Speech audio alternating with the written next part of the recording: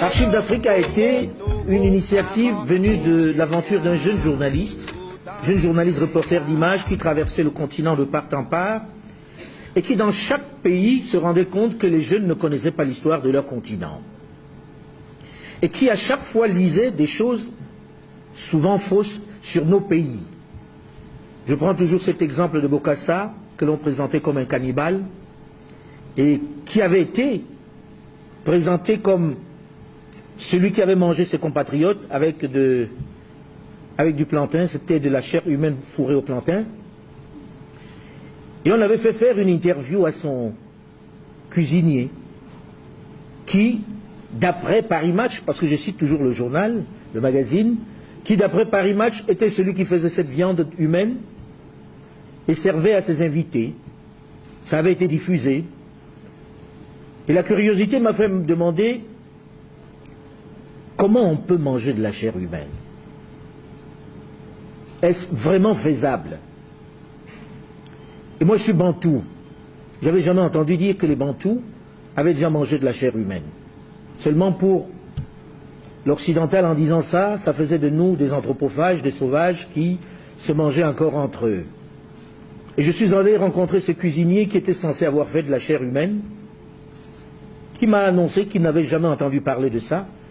Quand je lui ai dit qu'il avait donné une interview à Paris Match, il m'a dit qu'il ne faisait pas de sport parce que pour lui ça devait être un magazine de sport. Et il n'avait jamais entendu parler de la viande humaine dans le palais qu'il a servi pendant plusieurs années, même si Bokassa n'était pas particulièrement recommandable.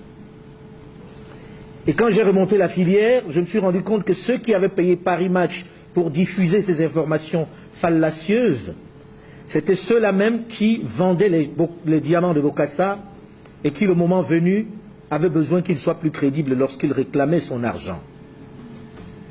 Et accrochez-vous, c'était des dirigeants occidentaux, dont Bernard Tapie, qui a été présenté à Bokassa, et là encore je fais scandale quand je dis ça, mais c'est une vérité, par le président Valéry Giscard d'Estaing.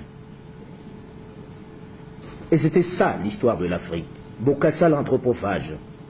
Et je me suis dit peut-être qu'il est venu le moment où le gibier lui aussi doit raconter l'histoire de la chasse. Voilà ce qui m'anime chaque jour, c'est de dire, non pas de corriger l'histoire de notre continent, non pas d'enjoliver, mais de raconter les faits en rencontrant chaque jour des témoins et en m'appuyant sur le peu d'archives qui restent pour que nous nous réappropriions notre histoire, pour que nous puissions nous regarder dans un miroir, pour qu'on comprenne qu'il y a eu des nationalistes et pas des maquisards seulement en Afrique.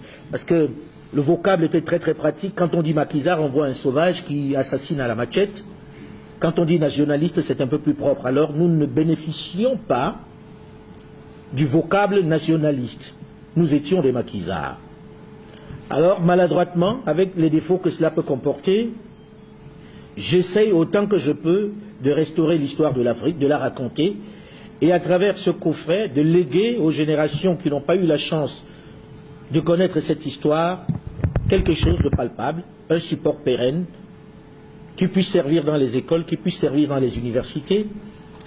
Et j'ai eu le plaisir pendant ces années-là de rencontrer des dirigeants qui ont choisi de prendre ces coffrets, de prendre à la fois les coffrets audio et vidéo maintenant, pour les offrir à ces institutions, pour que nos enfants aient une autre version de l'histoire de l'Afrique.